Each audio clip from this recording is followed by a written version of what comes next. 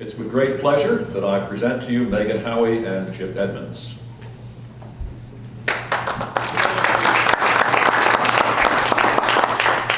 Thank you, Andy, for that very warm introduction. We are indeed pleased to be here, and I must say that this has given Megan and I an opportunity to meet and get to engage on a wonderful level. We didn't know each other before this, so this is our first show, our first road show. So I hope you enjoy our time together. I know we're looking forward to it. So before we even introduce ourselves, we have a set of questions. And you should have some 3x5 cards there on your table. So while we had plenty of slides prepared and comments that we're eager to share, we would love for our time together to evolve and to reflect things that you hope to gain and learn over our time together. So we'll give you a few minutes to fill out answer these three questions. So the first is, what do you believe is your greatest strength as a fundraiser? What is your most significant challenge or difficulty with fundraising? And what do you hope to gain through our time together? And if you fill those out, we would love to collect them, but we might even, solicit the field here a little bit and see if there are some who are willing to share their initial thoughts. So we'll give you a couple minutes to do that. Thanks. We have a schedule and we have different topics that we wanted to discuss, but if there's something that you want to learn or hear about that we can share, we're going to change our plan a little bit to make sure that we meet what you're looking for as far as fundraising. And so I think what we'll do is we'll collect them. If the facilitators will collect them, I'll grab them from the facilitator. Okay. And if anyone, I guess let's solicit a couple answers to the questions first. So for the first one, does anyone have anything they want to share with the group that we could see if we have multiple people that want to do the same thing? Okay. We all think we're good at the same things, we always wonder, yes. I put difference-making ministry to be excited about. Okay. Difference in ministry. Difference-making ministries to get excited about. Okay. So conveying the passion, the energy, the excitement of what that gift might do. Okay. Great. Is there anything that, yes? I think my greatest strength is that I'm not afraid to ask. Good. That's great. That's the biggest hump that you hear a lot of times. A lot of people are scared to ask, and that's the reason why a lot of people don't give. Yeah, and if you have or as you're making the comment, just say your first name too, not that we'll remember them all. Nice to put face. Mary Kay. Mary Kay. Doug. Sir? Charlie, and it's all the relationships I have with people. Okay. Nice. Great. Do we have any challenges that we share? Yes, sir. I'm Steve. Having the conflict between the person who's asking and the person who's also going to be receiving that same money. Okay. So making that divide and making that case to be able to separate. Don't make the divide. It's just I have to carry both hats, and that's awkward at times. Okay. We can talk about strategies about that. Yeah.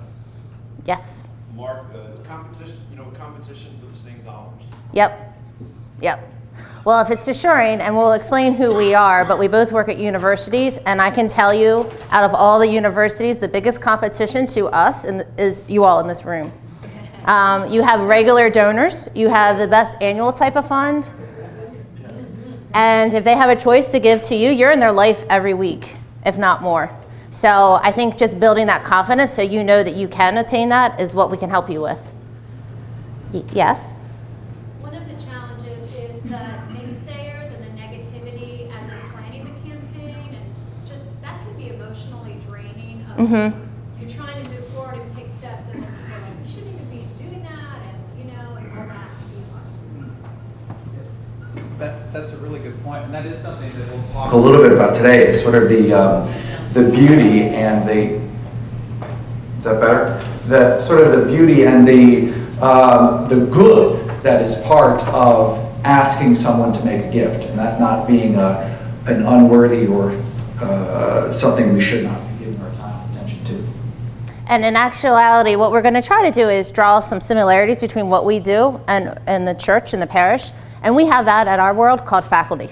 So a lot of times our faculty, they need the money, but they feel like, you know, I don't want to ask, I don't want to do this, how can you make me do that? So it's just kind of getting an understanding and figuring out what you're doing and making that case to that person. Okay, I guess one final, sure. I found in my mind this was my own internal conflict between distinguishing fundraising from encouraging the people that God's primary and preferred method of fundraising is tithes and offerings. So it's me. Yeah. Yeah, and that's understandable, and a lot of times it's if you do and you lead by example, it makes it easier. And I think the more you ask and the more you, even with your own giving, you know, what we try to teach our donors is it always should hurt a little, right? It should never debilitate any donor. It should never make somebody feel like they can't afford things they want to do for their family. But it should just hurt a little, because when it hurts a little, the payoff is 10 times. And it's really experiencing that yourself and then also sharing that with the donors, that, in my experience. Okay, so unless anyone has any, okay, for the third one? Yeah. Okay, what do you hope to gain today?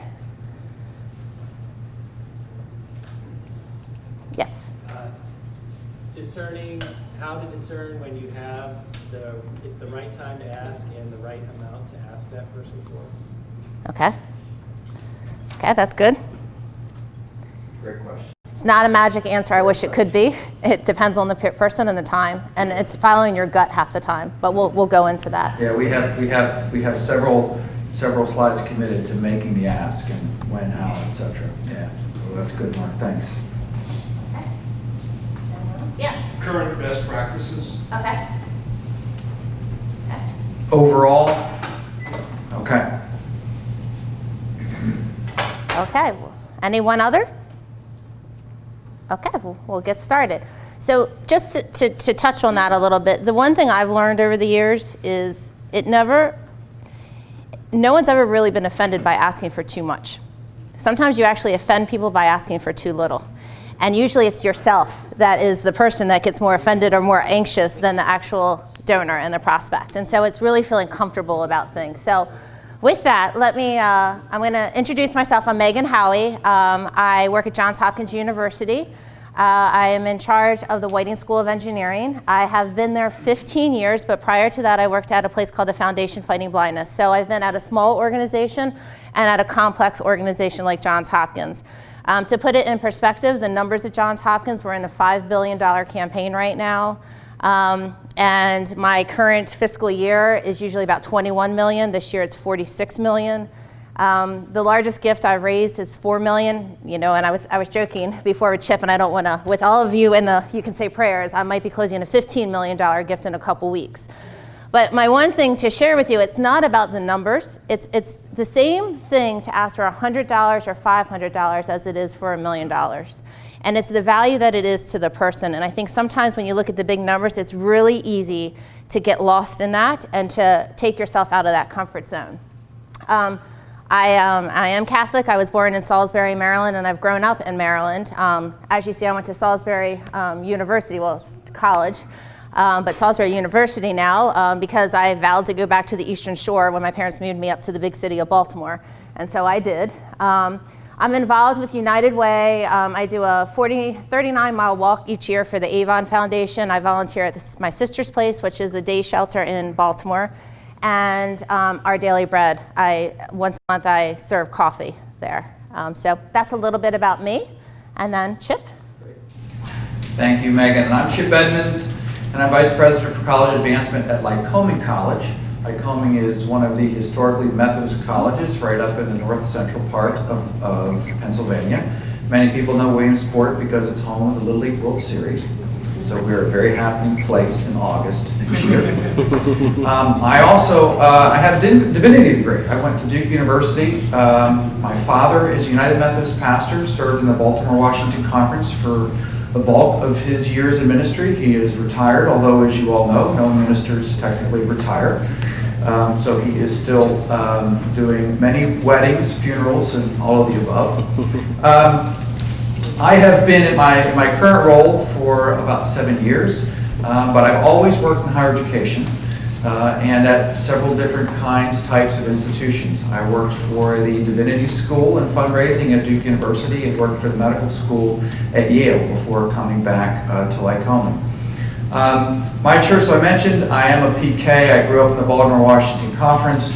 Now my family and I, we go to a Lutheran church in Williamsport, where I serve as treasurer on our church council.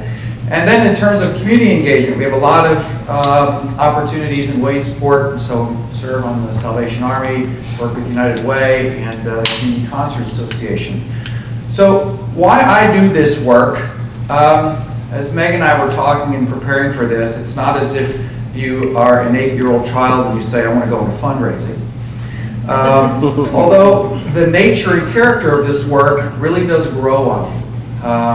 And the impact that you can have and the role that you can play in what other people do with their resources is a very rewarding opportunity. It's very rewarding work to do. And so if you go to the next slide for me, Megan. So this is from that Art of Giving book, and I don't know if you have explored it yet, but this is a book that was actually written to help donors, people who want to give, think about their philanthropy.